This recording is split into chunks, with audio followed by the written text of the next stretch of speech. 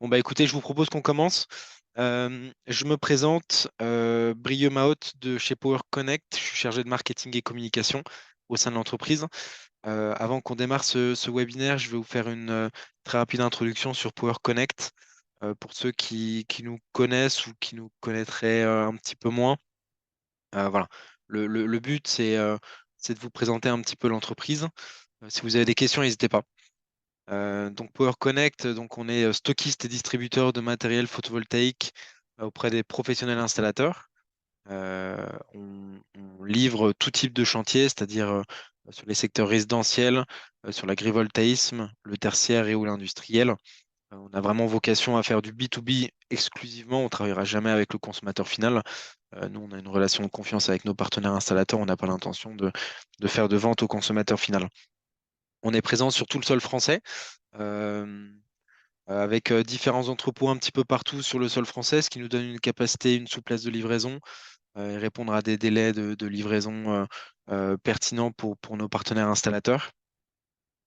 Euh, alors, en ce qui concerne nos valeurs, donc on a 15 ans d'expérience. C'est vrai qu'il y a quelque chose que j'ai pas à préciser, c'est que Power Connect vient de, enfin, Power Connect est anciennement KDI Solar.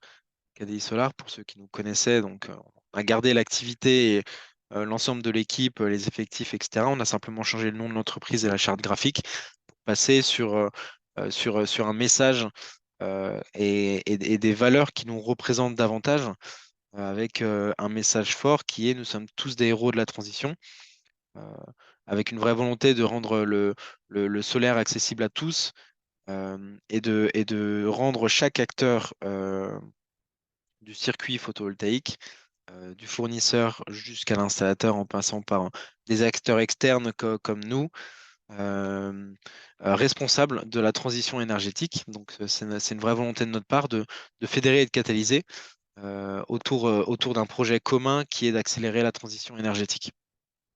Voilà, donc au-delà du fait d'être un acteur du solaire en France, c'est vraiment un message fort pour nous, c'est de dire qu'on y croit, on est tous des passionnés du solaire et c'est ça qui fait que on est aujourd'hui leader sur le marché français. Je vais vous présenter assez rapidement notre web shop qui a été mis en place depuis maintenant 2 ans, qui est régulièrement amélioré pour vous proposer sur tous les secteurs, donc également le résidentiel, le tertiaire et l'industriel, tous les produits du catalogue Power Connect. C'est-à-dire aujourd'hui, il y a plus de 1000 références de produits disponibles sur le web shop. Il y a plusieurs avantages pour vous. Tout d'abord, ça vous permet de faire une consultation des stocks en temps réel, c'est-à-dire que si un produit n'est plus disponible en stock, vous le verrez directement sur notre web shop. Ça vous donne donc une autonomie pour rapidement cerner nos disponibilités en stock, nos quantités, et donc d'être autonome dans vos commandes. Alors, vous pouvez passer votre commande à toute heure du jour ou de la nuit si vous êtes un acharné de travail, et également le week-end ou pendant les vacances. Vous n'êtes pas obligé de passer par notre bureau d'études pour faire une commande directement sur le web shop. Je rajoute également que avec les différents webinaires qu'on propose, alors c'est évidemment pas le cas aujourd'hui, mais pour des webinaires qu'on propose, par exemple hier, on a proposé une formation digitale sur la gamme Duo Énergie. On a proposé un code promo disponible directement sur le web shop. Donc n'hésitez pas. Pour ça, par contre, il faut vous inscrire aux différents webshops, aux différents webinaires et vous bénéficierez d'un code promotionnel sur le produit ou la gamme de produits qui aura été présenté pendant la formation digitale. En ce qui concerne donc notre format de webinaire, alors on se rend compte que c'est quelque chose qui vous plaît et nous on a un vrai intérêt de pouvoir vous présenter différents acteurs, que ce soit des partenaires fournisseurs, que ce soit des syndicats comme c'est le cas aujourd'hui avec Enerplan, des assurances avec Alexis Assurance qui est passé il y a 2 semaines faire une présentation avec nous sur ce format-là. Voilà, donc là aujourd'hui c'est ce programme qui est prévu pour le mois d'octobre. Il y a déjà évidemment un programme qui est disponible pour le mois de novembre et le mois de décembre. Si je vous encourage à vous rendre directement sur notre site dédié qui s'appelle le salon-solaire.live, qui présente tous les webinaires qui sont prévus d'ici la fin de l'année, qui sont programmés, qui sont confirmés avec les fournisseurs et ou nos partenaires acteurs du photovoltaïque, et à vous inscrire. Je rappelle que voilà, on a des codes promotion sur les produits qui sont présentés, donc sur tous les produits que vous voyez ici et ceux à venir, on aura des codes promotion disponibles sur le webshop. N'hésitez pas. Et je terminerai par conclure en disant que on a une chaîne YouTube, Power Group, sur laquelle vous pouvez voir directement tous les enregistrements des webinaires passés. Donc, ça vous permet, si vous n'avez pas été disponible pour voir le webinaire sur Alexis Assurance ou sur notre gamme de modules Duo Energy, vous pouvez vous rendre directement sur notre chaîne YouTube et voir ces webinaires qui sont disponibles en différé et en libre accès gratuitement. N'hésitez pas à vous rendre directement sur cette chaîne YouTube. Et pour finir, voilà, on communique régulièrement sur notre page LinkedIn tous ces programmes de webinaires et toutes les formations à venir. Donc, n'hésitez pas à nous suivre sur les réseaux sociaux également. On est assez actifs et on communique régulièrement de l'actualité du solaire, de l'actualité de Power et de l'actualité de nos fournisseurs. Donc voilà. Je pense avoir fait le tour. Alors, si vous avez des petites questions sur Power Connect, sur l'activité ou sur le web shop, n'hésitez pas à me faire un message directement sur l'onglet QR. Je vais répondre silencieusement puisque je vais laisser la main maintenant. Je vais laisser la main maintenant à David. Voilà, si vous avez des questions, n'hésitez pas. Moi, cet après-midi, je vous enverrai un mail avec le lien du webinaire en différé. N'hésitez pas si vous avez d'autres questions qui vous viennent par la suite sur la présentation de David ou sur Power Connect à me répondre directement. Voilà, j'ai l'impression qu'il n'y a pas de questions sur cette introduction. Je fais un petit peu vite pour rapidement laisser la main à David. Donc, encore une fois, n'hésitez pas à revenir vers moi si vous avez des questions. David, si c'est bon pour toi, je vais te laisser la main. C'est bon pour moi. Ok, super. Hop, j'arrête mon partage d'écran et je vais te donner la main. C'est bon normalement. Alors, Voilà, super. normalement, vous me voyez désormais, donc c'est que j'ai la main désormais. Je vais moi aussi du coup vous partager la présentation que je souhaite vous faire ce matin. En préambule, je voulais remercier Brieux et l'équipe de Power de me donner l'occasion ce matin de vous faire un pitch, entre guillemets, une présentation d'Enerplan pour celles et ceux qui nous découvriraient ou auraient envie d'en savoir un peu plus sur qu'est-ce que c'est que cet objet bizarre du monde du solaire, quel syndicat professionnel, à quoi ça sert et quel intérêt collectif il y aurait à s'inscrire dans les actions dans les actions du syndicat. Voilà, donc c'est un peu des échanges de ce matin, mais pour ne pas être trop centré sur ce qu'on est, j'ai aussi voulu vous ajouter quelques éléments dans cette présentation sur ce qu'on fait et ce qu'on discute au quotidien avec nos interlocuteurs, et puis un petit point d'étape du coup sur plusieurs dossiers un peu chauds en cours qui, je pense, vous occupe, vous, professionnels de l'énergie solaire photovoltaïque, hein, puisque c'est, euh, c'est sur cet objet-là que vous êtes aujourd'hui rassemblés. Donc, rapidement, présentation du syndicat, vous rappelez un peu quels sont les enjeux qui sont devant nous, hein, le contexte qu'on a aujourd'hui en France et en Europe, et puis quelques points d'actualité, notamment sur le guichet ouvert bâtiment, le guichet ouvert petit sol qui devrait qui est en cours de discussion, les AO et le volet industriel, qui est l'autre maillon de la chaîne, de l'autre côté de Power, dont vous pouvez être client, c'est l'industriel et les actions qu'on mène sur ce volet-là. Du coup, rapidement pour vous présenter Enerplan, je pense que on est désormais bien implanté dans le paysage, donc même si vous ne nous connaissez pas directement, vous avez sans doute déjà entendu parler du syndicat des professionnels du solaire. On fête cette année nos 40 ans. Le syndicat est né en 1983. On fête nos 40 ans. On a autour de 400 adhérents aujourd'hui directs, hein, qui sont des entreprises du secteur du solaire. L'objet d'Enerplan, c'est dès l'origine de représenter les professionnels du solaire, de défendre leurs intérêts et d'animer, de structurer, de développer la filière solaire française et les filières solaires françaises, puisque Enerplan ne représente que des entreprises qui souhaitent faire avancer avancer le solaire dans la transition énergétique. On n'est pas multi-énergie, on ne s'occupe que de solaire, mais on s'occupe de tous les solaires dès l'origine, du solaire thermique comme du solaire photovoltaïque, des grandes installations comme des plus petites installations en résidentiel. Voilà, donc on est le syndicat représentatif de cette filière, de ces filières solaires françaises en chaleur et en électricité. Et dès l'origine, et c'est un point qu'on a souhaité conserver au gré des évolutions du syndicat, on a un syndicat qui souhaite porter de manière équitable la parole de toutes et tous.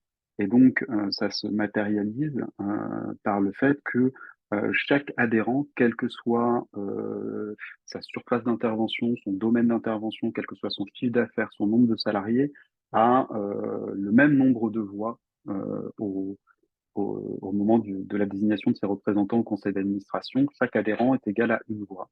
Il n'y a pas de pondération. Et donc, ça nous permet de justement représenter au mieux l'ensemble des acteurs qui composent cette filière. Donc, pour vous donner une petite idée, on est une relative petite équipe. Hein. On s'est étoffé cette année, en 2023, avec l'ouverture de quatre postes supplémentaires de collaborateurs et de collaboratrices qui sont avec moi à Paris, qui a été réalisé cette année. On a notre siège qui reste installé à La Ciotat. Richard Loyen, que sans doute beaucoup d'entre vous connaissent, qui est le délégué général historique d'Enerplan, est avec les équipes à La Ciotat et se focalise plutôt aujourd'hui sur les relations avec les collectivités territoriales et la chaleur solaire. Quant à moi, j'ai rejoint Enerplan il y a un peu plus de 6 ans maintenant et le conseil d'administration m'a demandé de prendre en charge toute la partie photovoltaïque avec notamment l'équipe qui est à Paris autour de moi et de gérer l'administration générale du syndicat. Donc vous avez les noms de nos collaborateurs et collaboratrices. On est aujourd'hui une petite dizaine, tous au service du solaire. Je vous ai pas remis le conseil d'administration, mais c'est des données qui sont évidemment publiques et que vous pouvez retrouver sur le site internet d'Enerplan. Enerplan a un profil d'adhérent qui n'est peut-être pas très très visible sur la slide que je vous ai mise là rapidement, mais qui aujourd'hui s'est massivement tourné vers des adhérents qui ont des activités dans le photovoltaïque. Ça reflète plutôt le marché actuel, savoir un dynamisme du photovoltaïque, un moindre dynamisme du solaire thermique, hein, puisque on a un, un cinquième de nos adhérents qui en font soit du photovoltaïque et du solaire thermique, soit uniquement du solaire thermique. Et donc, et donc à peu près entre trois quarts et quatre cinquièmes de nos adhérents qui sont sur du solaire photovoltaïque uniquement. Et là-dedans, pour vous compléter le tableau de ces adhérents, on a 40% de nos adhérents qui sont des développeurs exploitants, en thermique comme en PV, 17% qui sont des installateurs. Et donc, voilà, on a une majorité aujourd'hui de notre corpus d'adhérents qui sont des installateurs et des développeurs exploitants. Euh, et après, vous avez l'ensemble des autres professions qui souhaitent faire avancer la cause du solaire avec nous, hein, notamment évidemment les bureaux d'études qui sont spécialisés ou non dans le solaire, mais qui en tout cas en font, et les industriels qui complètent le tableau des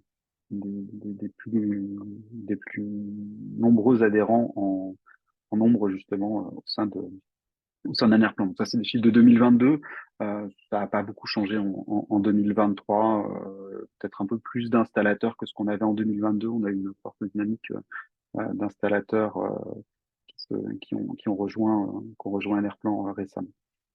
Donc voilà sur un peu le profil, le profil de nos adhérents et du coup le profil d'Enerplan. Enerplan, on s'organise évidemment pour, comme je le disais, représenter la filière solaire, donc être l'interlocuteur privilégié des pouvoirs publics, de l'ensemble des donneurs d'ordre, hein, quels qu'ils soient, que ce soit la Commission de régulation de l'énergie, que ce soit les gestionnaires de réseau ou EDF Obligations d'achat qui sont nos partenaires de discussion au quotidien, ou que ce soit d'autres entités comme l'ADEME, l'INES, voilà, avec qui on travaille, on collabore, ou même des études ensemble, pour toujours dans la même optique de développer le solaire en France. On a un terrain de jeu entre guillemets d'énervement qui est uniquement la France, hein. On a des syndicats chapeaux au niveau européen qui nous représentent à Bruxelles et avec qui on échange pour les prises de position qui ont trait aux enjeux européens, hein, qui guident beaucoup nos professions. En revanche, on n'est pas nous représentés directement. On passe par ce biais-là, par le biais de Solar Power Europe pour ce qui concerne le solaire photovoltaïque et Solar Heat pour ce qui concerne le solaire thermique où on est par ailleurs au bord de Solaris. Voilà, ce point un peu générique posé, vous dire dans quel contexte on agit et quelle dynamique moi je vois aujourd'hui sur l'Europe et sur la France. Sur l'Europe, voilà, vous avez un peu les grandes datas sous les yeux, alors qu'il pareil, hein, ce sont des chiffres de Solar Power Europe qui datent de 2022, on est sur des objectifs photovoltaïques européens massifs, il faut le dire, avec des installations cumulées qui vont jusqu'à 600 gigawatts en 2030, donc 400 gigawatts à faire entre 2022 et 2030. Ce qui veut dire une dynamique, hein, sur tout le territoire européen qui va être extrêmement importante et qui va se matérialiser aussi par une dynamique en France tout aussi importante. En tout cas, c'est ce qu'on souhaite et ce qu'on pousse et ce qui est de toute façon dans l'air du temps, puisque les objectifs de la programmation pluriannuelle de l'énergie qui sont en cours de discussion et de définition euh, nous amènent à avoir environ 100 gigawatts installés à horizon 2035, ce qui représente en fait une quinzaine d'années d'avance par rapport à ce que le président de la République avait annoncé à Belfort en février 2022, hein. Il parlait plutôt de 100 gigawatts en 2050.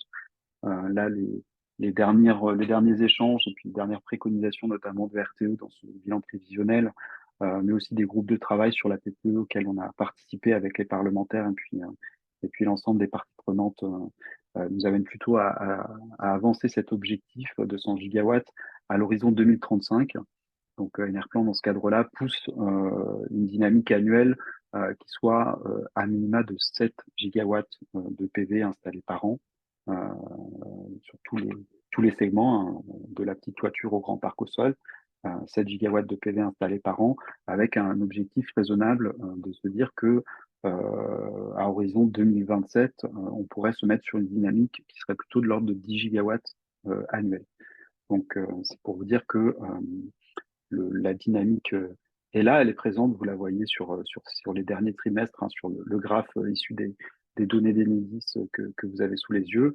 On a dépassé les 15 gigawatts installés. Maintenant, l'objectif, c'est 100 gigawatts d'ici à une douzaine d'années. Donc, ça nous amène à des objectifs qui sont très, très ambitieux et où on va avoir besoin de l'ensemble des installateurs, des développeurs et puis l'ensemble des industriels et des intermédiaires, évidemment, à tous les maillons de la chaîne pour pouvoir arriver à répondre à ces enjeux.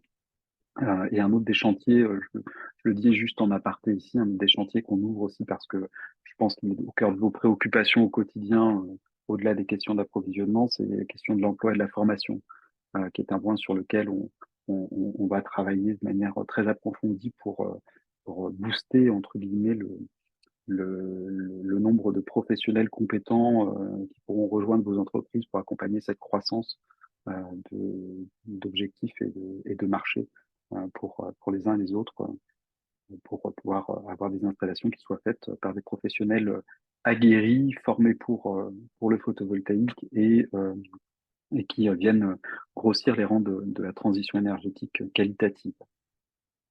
Voilà, donc ça c'est simplement la reprise sur cette slide, hein, des éléments de proposition des groupes de travail qui ont été formulés, auxquels on a participé sur les objectifs de la PPE pour le photovoltaïque et pour les autres ENR que vous avez sous les yeux. Et donc, c'est un document officiel issu du ministère, hein, cette proposition DGT, avec le petit nota qui est en bas de cette slide qui rappelle que plusieurs membres du groupe de travail proposent des objectifs plus ambitieux, visant à atteindre notamment 115 gigawatts. Hein, quand je dis 100 gigawatts en 2035, c'est du plus ou moins, c'est ce qui est acté. On pense qu'on peut faire mieux avec cette trajectoire justement de 7 gigawatts par an, puis 10 gigawatts par an à horizon très court. Donc voilà ce que je pouvais vous dire, hein, du contexte dans lequel on se place. Hein. On se place dans un contexte qui est aujourd'hui très favorable au photovoltaïque. On est sur une énergie que vous pratiquez au quotidien et qui a une cote de popularité qui est sans précédent et qui fait des scores de popularité auprès des Français qui ne se démentent jamais d'année en année. Euh, et donc, euh, et donc, on a une belle matière, une magnifique matière sur laquelle travailler. Et on a besoin au sein d'Enerplan d'avoir le plus d'entreprises possible pour être le plus représentatif possible, pour avoir aussi le plus de retours d'expérience possible, puisque dans nos interactions avec le ministère, avec Enedis, la CRE, RTE, etc., finalement, c'est le retour d'expérience de nos adhérents qui nous nourrit, qui nous permet de pousser et de porter les sujets. Et c'est notamment sur ce point-là que je voulais un peu revenir sur les actualités récentes et les évolutions récentes qu'on a pu obtenir grâce à cette action collective, hein, menée par Enerplan, avec un premier point, si j'arrive à dérouler le PowerPoint, un premier point que je voulais vous mentionner, qui est le fait que va sortir au journal officiel. Alors, je n'ai pas la date, c'est pas la peine de poser la question dans dans le chat. Hein, pour l'instant, je n'ai pas la date de la publication au journal officiel. En revanche, il est passé au CSE, donc au Conseil supérieur de l'énergie, dans lequel on siège, qui analyse tous les textes réglementaires liés à l'énergie, le quatrième arrêté modificatif du S21. Le S21, c'est donc le guichet ouvert pour le bâtiment, les installations solaires sur bâtiment, qui, qui prescrit les règles pour bénéficier d'un soutien public entre 0 et 500 kW crête. Et donc, ce quatrième arrêté modificatif, en 2 ans tout pile, doit nous amener à avoir plusieurs modifications dans le texte. La modification essentielle et importante est une modification des règles de calcul du tarif trimestriel, hein, et de l'adaptation du tarif trimestriel, sur lequel on a gagné des batailles, mais pas tout. On a gagné des batailles, par exemple, en arrivant à obtenir que la base de référence ne soit plus les demandes de raccordement, mais les raccordements effectifs auprès du gestionnaire de réseau, de manière à ne pas avoir des cumuls de puissances qui ne sont pas des puissances qui se raccordent à la fin, qui entreraient qui influeraient sur la baisse du tarif, des projets qui sont déposés, retirés, redéposés, etc., qui font gonfler artificiellement ces volumes trimestriels de file d'attente, qui finalement pénalisaient le tarif, alors même qu'à la fin, il y avait une seule installation qui était raccordée. Et donc, ça n'était pas en ligne avec la réalité. Donc, on a obtenu que ce soit effectivement ces conventions de raccordement signées qui soient la base de calcul. En revanche, on n'a pas tout gagné sur la question des volumes. Hein. On demandait une rehausse des volumes. On parlait volumes tout à l'heure dans le cadre de la PPE. On a demandé une rehausse des volumes qui soit plus importante que celle qui a été actée. Il y en a une. Pour vous donner un exemple, hein, sur le segment résidentiel du moins de 9 kg, l'ancien objectif avant ce quatrième arrêté modificatif était de 21 mégawatts par trimestre en 0 à 9 kg. L'objectif révisé par ce quatrième arrêté, c'est 38 mégawatts par trimestre, donc on a effectivement une hausse. En revanche, quand on regarde ce qu'on a fait et la dynamique qui est à l'œuvre depuis le début de l'année 2023. Au premier trimestre 2023, on a fait 129 mégawatts sur ce segment et au deuxième trimestre de 2023, on a fait 187 mégawatts sur ce segment.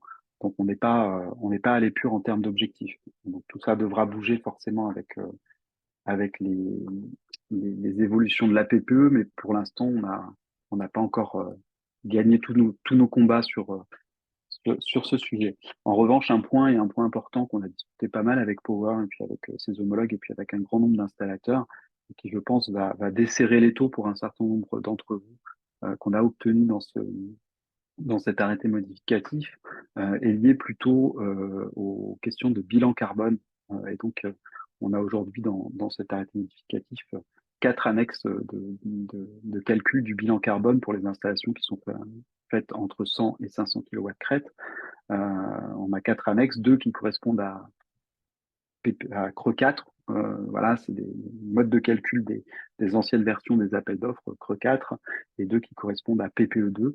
On a constaté un hiatus entre ce qui était demandé pour les installateurs, à savoir n'utiliser depuis avril 2023, enfin pour les demandes de raccordement faites après avril 2023, que des modules PPE2 et ne plus utiliser le module Creux 4, et la réalité du terrain qui faisait qu'il y a trop peu de modules certifiés PPE2 aujourd'hui sur le marché, et il y a des stocks de modules Creux 4 qui sont à utiliser, qui ont été provisionnés ou par les intermédiaires ou par les installateurs et développeurs directement dans leur stock. Et donc, en discutant avec le ministère de cet état de fait et de réalité, on a obtenu, dans un premier temps, une prorogation qui permet l'utilisation de ces modules Creux 4 pour des demandes de raccordement qui seraient effectuées avant le 31 décembre et non pas avant le 1er avril 2023. Donc, ça nous donnait un bol d'air supplémentaire, enfin un bol d'air tout court, et on a obtenu en Conseil supérieur de l'énergie, puis avec un avis favorable du gouvernement, donc une modification qui devrait figurer dans l'arrêté qui sortira au JO pour prolonger d'encore 3 mois cette possibilité pour être certain que la transition se passe naturellement et tant qu'il y a des modules Creux 4 pour des demandes de raccordement qui seraient faites avant le 31 mars 2024, on pourra les utiliser. Et quand il n'y en aura plus, on passera sur du PPE2 de manière naturelle. Et on aura, entre guillemets, éclusé les stocks et, euh, et ça aura permis à chacun de mettre en œuvre de la manière la plus simple possible ces exigences de bilan carbone.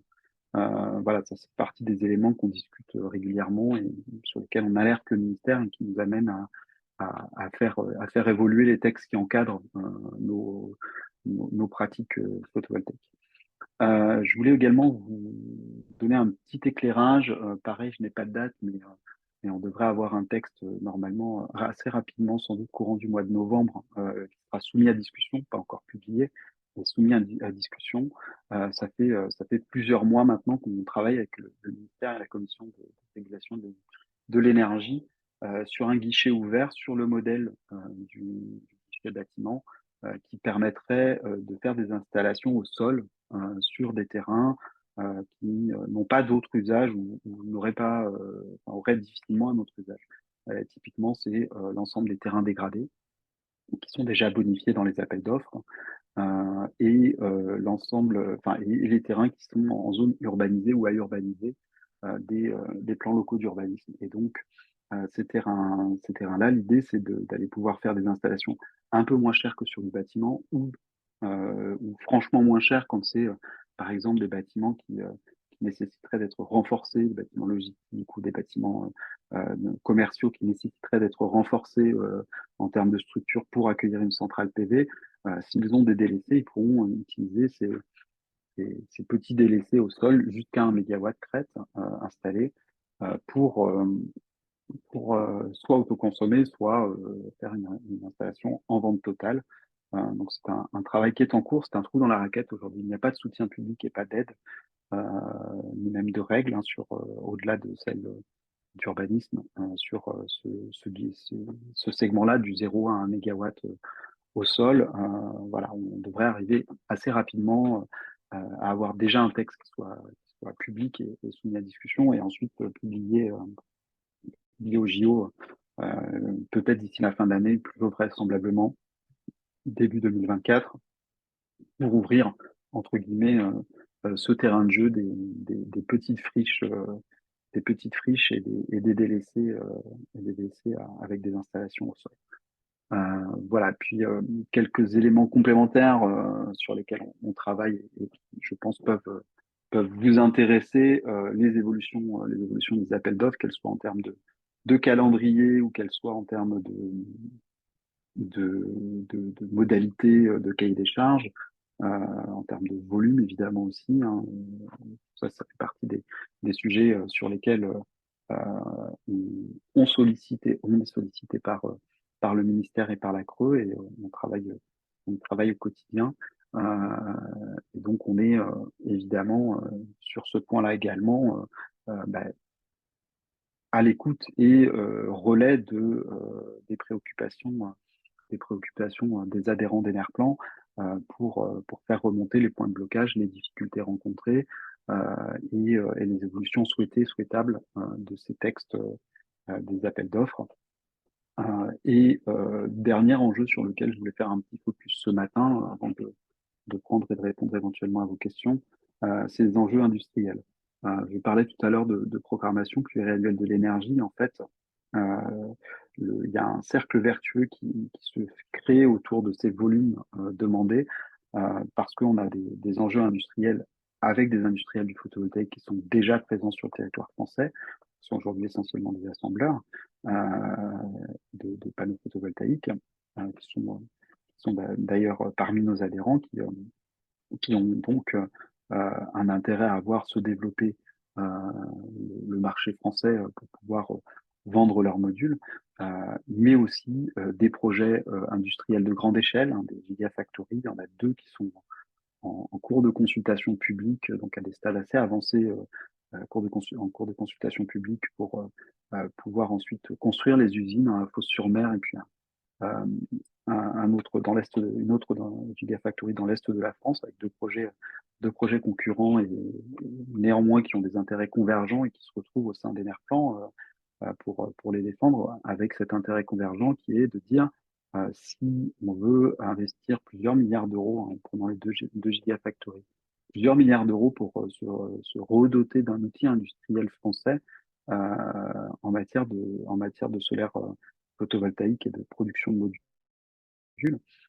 Il faut qu'on ait un marché français et européen qui soit à la hauteur de ces enjeux et de ces 5 gigawatts par unité qu'on serait capable de mettre sur le marché demain. Voilà, chacune des deux gigafactories a cet objectif-là de sortir à horizon 2025 5 gigawatts de ces usines, euh, sans compter le fait que les, les industriels actuels, les Voltec, Dualsun, etc., enfin, tout ce que vous mettez en œuvre au quotidien dans vos métiers comme module français, ben, ceux-là, ils ont vocation aussi à se développer et à croître. Donc il faut offrir des volumes, des objectifs en tout cas de volume qui fassent qui soient suffisants pour que les investissements puissent se déclencher sur ces enjeux industriels euh, et donc offrir un débouché à ces modules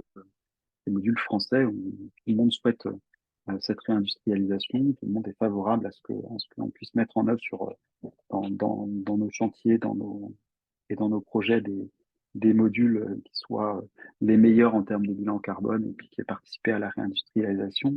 Euh, il faut se donner des objectifs qui soient en accord avec cette volonté de réindustrialisation et c'est tout le travail qu'on mène nous au quotidien en essayant de lier l'ensemble de ces sujets pour que à la fois les projets industriels voient le jour et que vous, du côté de ceux qui mettent en œuvre, vous ayez accès avec un accès qui ne soit pas un coût prohibitif à ces modules français avec des meilleurs bilans carbone, etc. Enfin voilà, je ne vais pas vous faire l'article, mais c'est l'idée que tout ça est lié et tout se tient finalement entre industrie, intermédiaires, installateurs, développeurs et grands enjeux nationaux de volume et de programmation qui vont créer du marché à la fois parce qu'ils vont générer de l'attente de la part de vos clients finaux, mais aussi parce que on aura des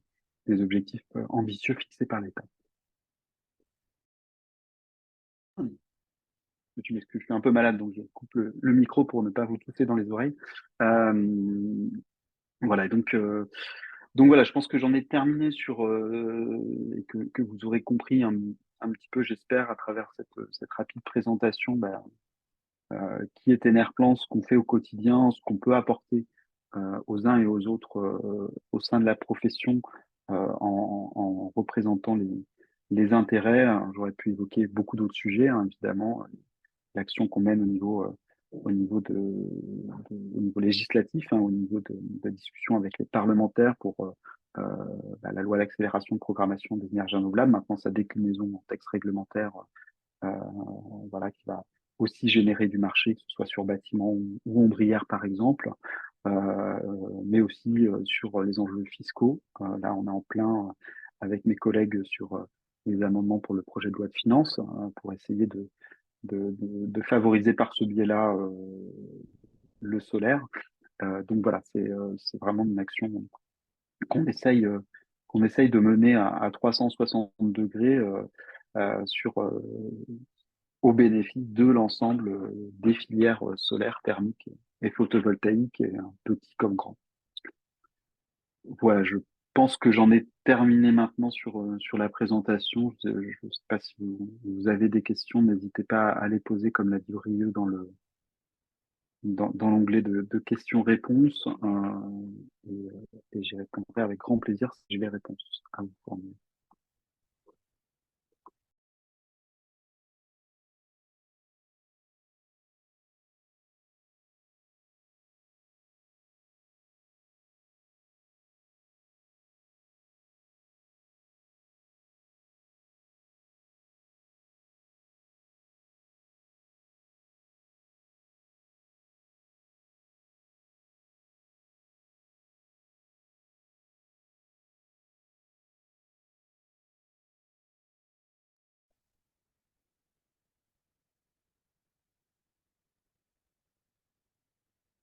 Bon, a priori, David, il y a pas d'autres questions.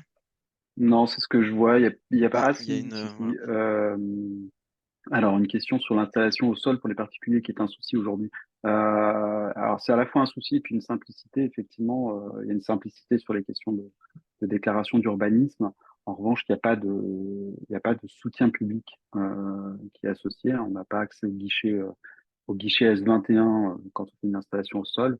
Euh, et donc, on est tenu finalement de faire de l'autoconsommation individuelle sans injection et de passer par une CACSI ou de trouver un acheteur hors EDF obligation d'achat pour un éventuel surplus.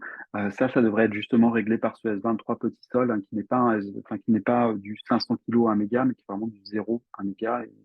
Et on y tient pour que demain, il soit aussi facile de déclarer une petite installation au sol qu'on peut le faire sur une installation sur bâtiment. Voilà, effectivement, je vois le complément de la question, hein. Je pense surtout aux mairies qui ne sont pas aussi favorables qu'en toiture.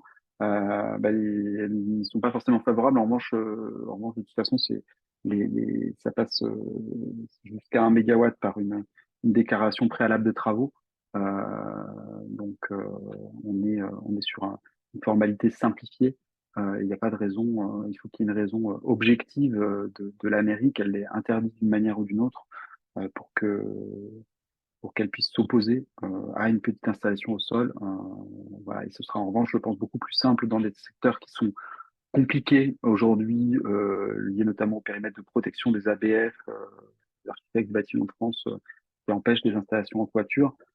Si on est sur une simple déclaration préalable pour des petites installations au sol, on devrait s'éviter cet écueil des ABF et limiter la co-visibilité, ce qui est le problème pour les architectes du bâtiment de France, et donner le droit, alors évidemment à ceux qui ont un jardin et la possibilité d'installer au sol, mais en tout cas donner le droit à ces particuliers-là d'autoconsommer quand un architecte des bâtiments de France le leur interdit.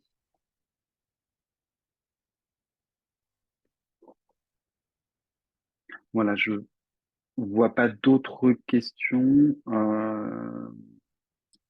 Je vous invite, si vous le souhaitez, évidemment, je ne l'ai pas mis sur la dernière slide, c'est un oubli de ma part, c'est honteux, à me contacter si vous souhaitez poursuivre les échanges ou échanger directement avec moi.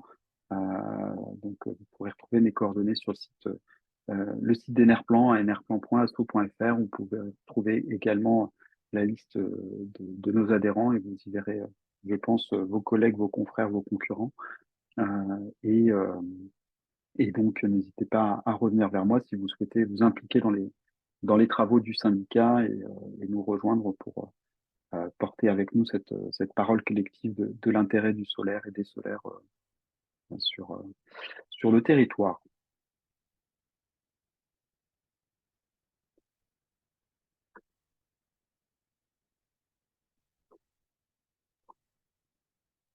Je pense qu'on peut s'arrêter là, Brieux. Je sais Je pas, pense qu'on est bon, je te rends la David, oui, main. oui. Effectivement, encore une fois, je vous remercie à tous pour votre attention et pour votre inscription à ce webinaire. N'hésitez pas à nous faire un retour par mail s'il y a des questions qui vous viennent par la suite. Voilà. Bon, bah écoutez, David, si c'est bon pour toi, Eh ben, c'est bon pour moi. Je te remercie, Brieux. Je remercie merci à Power toi, David.